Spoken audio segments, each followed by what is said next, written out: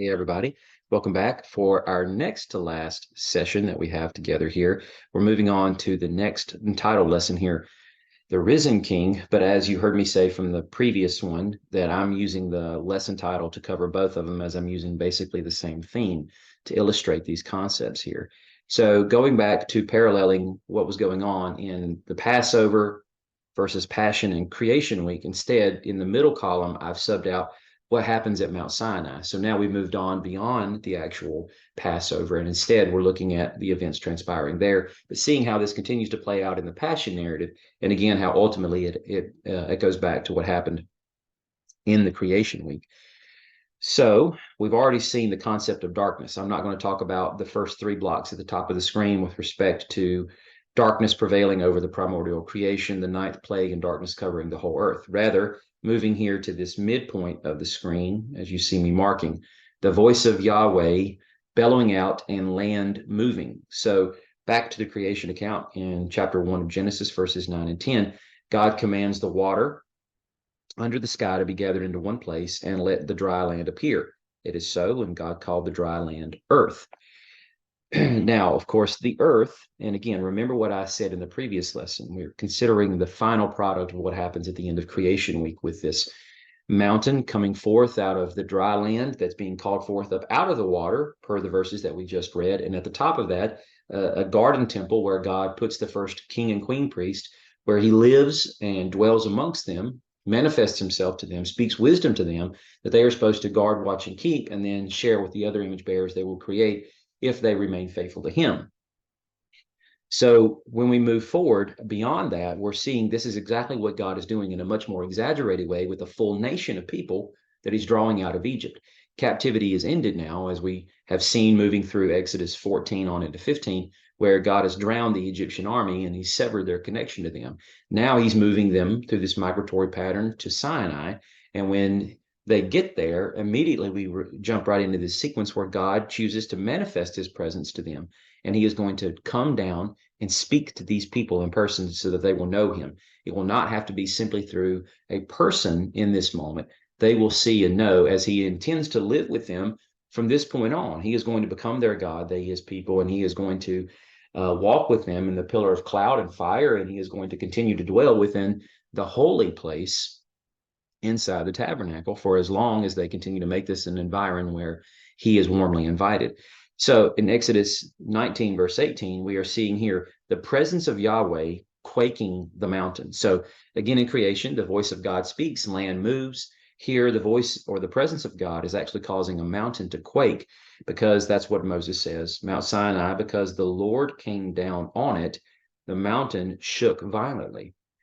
So when we move over to the actual passion sequence here, when Jesus is about to die, now in Matthew 27, as we're covering, it's interesting that we have the element that Matthew includes here that we're not seeing in the other gospels, and that is this massive earthquake. And why?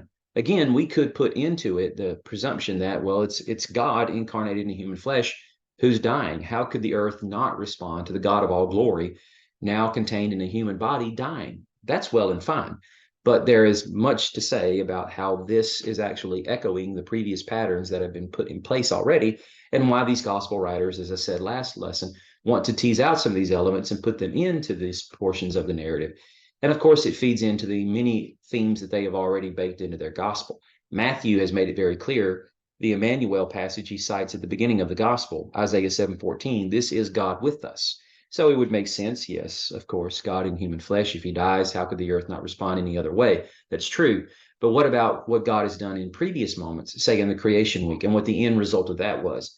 The Passover narrative, what the end result of that was, God manifesting himself to his people for their new bright beginning. What is the end result of Matthew's gospel? It is Jesus, God in flesh, having manifested himself to his people, and through this new and final Passover leading to the new and final Exodus, all humanity is going to get to join in to coming to God's cosmic mountain. And he tells these disciples of his that he has branded his apostles, his emissaries, those who carry his message. They are to take this and make disciples of the earth and its inhabitants, right? So, that being said, we come here to Matthew 27, Jesus crying out with a loud voice and giving up his spirit. and the earth quaking. All right. Now we have Yahweh appearing in both the Mount Sinai and the Passion narrative. Yahweh's been the driving force behind the entire creation narrative. We don't have to speak of him appearing per se, but I have noted here on this aside that this is happening on the third day. So in Exodus 19, we are told the whole mountain shook violently. Then the Lord came down on Mount Sinai on the top of it. And this, of course, was after he had told them he would appear on the third day. They were to consecrate themselves. They were to abstain from sexual intercourse. They were to cleanse their bodies, change clothes, all that stuff. On the third day, he appears.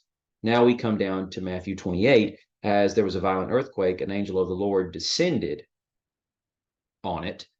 And of course, with that, I think we need to appreciate, and this is a little confusing, and I don't mean to actually go into any depth of detail here to explain it. I don't have time for it. It would be worth the research on your own if you choose to make something of it.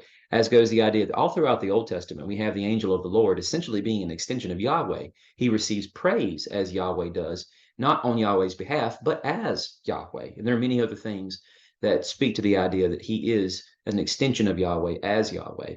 But how could the angel of the Lord be Yahweh, an extension of him per se, and yet Yahweh is also laying in the tomb when the angel descends to raise that Yahweh incarnated in the human flesh out of the tomb? I'm not trying to dizzy your mind here in trying to grasp all of that. I'm just simply saying, if we're considering the idea of the theophany that the angel of the Lord is all throughout the Old Testament, and that being a consistent biblical theme brought over into Matthew, that we have God moving and the earth shaking by virtue of that, much in the same way you have over in Exodus 19. And so, then that leads us to what the response is in Exodus 20. Here, this is where we see the paradigm shift like we did in our last little vignette together.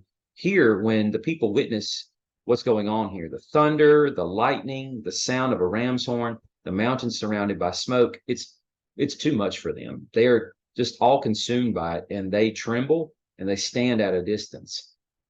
We don't have all of these elements actually acting together per se in the actual Passion narrative, but we do see a moment where these people were afraid of what they saw. And Jesus, when he meets them, understands this, and he addresses that with telling them to not be afraid. So now, rather than them trembling and quaking in God's presence, by virtue of the fact this final Passover bringing about a new and final Exodus, the goal is not for humanity to be afraid of God, but for humanity to be willing to go boldly before the Lord by virtue of their newly accepted status when they come by faith through the cross and what that has provided for them, so that by virtue of that, they may share in the worship of God for all time. So I hope in some way this has been instructing and helpful for you. Thanks for listening.